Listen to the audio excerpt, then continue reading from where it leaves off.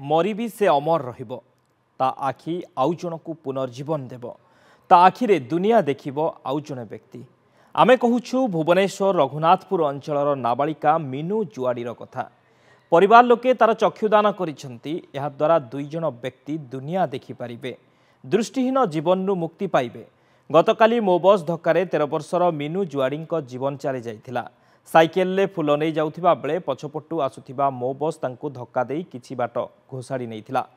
उत्यक्त लोके दीर्घ समय पर्यंत रास्तारोक करबा सह 5 रु अधिक मो बस काच भांगी देइछंती। परे 2 लाख टंकार क्षतिपूरण पर हटिथिला रास्तारोक।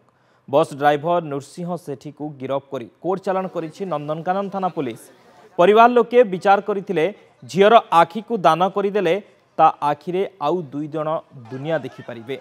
सही आखि जरिया बंची रहिबो झियो। तेणु सेमाने चक्षुदान करिसेंती। याको साधारण रे भूरी भूरी प्रशंसा करा जाइछि।